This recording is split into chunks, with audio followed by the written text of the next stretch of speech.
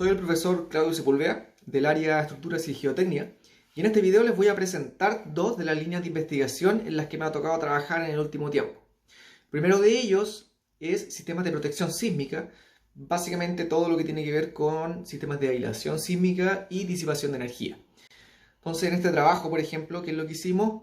Tomamos un elemento típico muy frecuente en estructuras de hormigón armado en Chile, muro de sección compuesta, que los que tendrán conocimientos de hormigón armado recordarán que estos elementos de hormigón armado de sección compuesta tienen un comportamiento dúctil en uno de los sentidos de carga y muy frágil en el otro sentido de carga.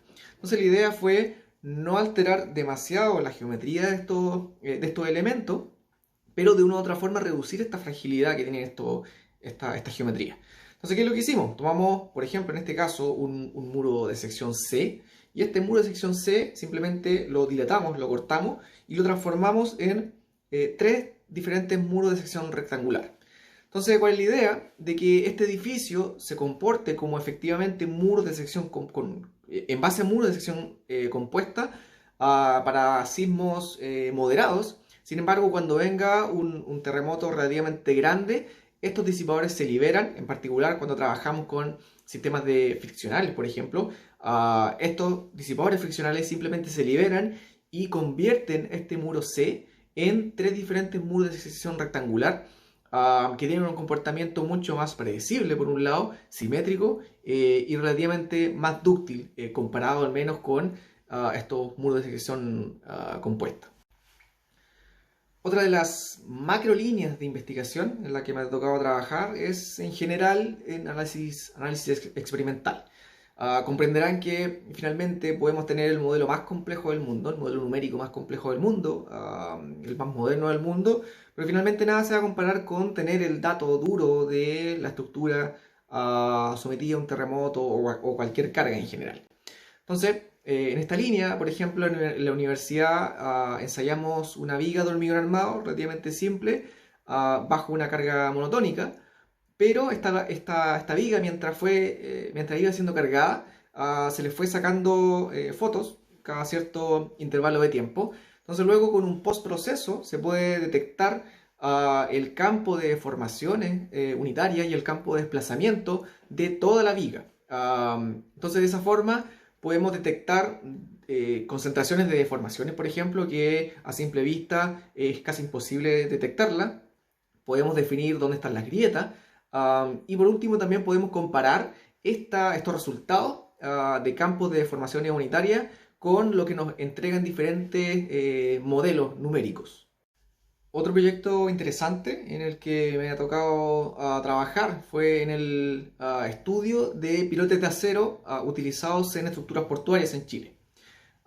Este fue un proyecto de la Dirección de Aeroportuarias y el MOP, que fue adjudicado por la empresa PRW y que se nos solicitó a nosotros realizar la componente experimental de este estudio. Entonces, ¿qué es lo que hicimos?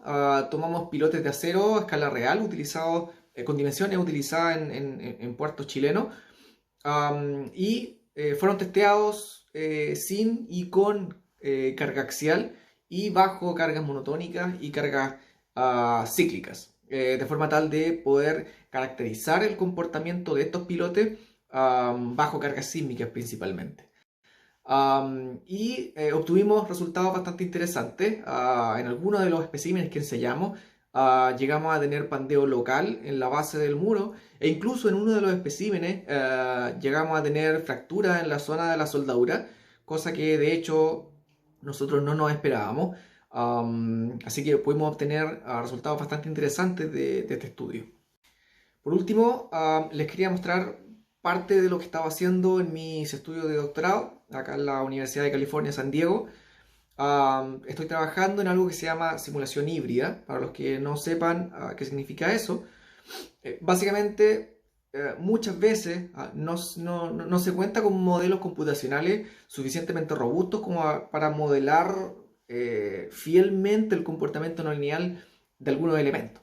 Entonces, obviamente, siempre va a ser mejor tener una estructura tamaño real, ponerla en una mesa vibradora gigante y simplemente ponerle diferentes registros hasta botarla. Si bien eso es como lo más realista, claramente es lo más caro que uno puede llegar a hacer. Entonces, la simulación híbrida trata de mezclar diferentes técnicas para llegar a algo que entregue resultados bastante buenos y que, por otro lado, no sea tan caro como simplemente construir la estructura y botarla en una mesa vibradora gigante.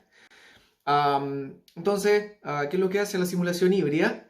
Con la simulación híbrida uno puede testear en un laboratorio solamente parte de una estructura, ya sea tamaño real o escala incluso, pero uno puede testear parte de la estructura y el resto de la estructura uno la modela numéricamente. Entonces, de esa forma uno tiene un ensayo experimental que siempre va a dar los resultados, entre comillas, más confiables.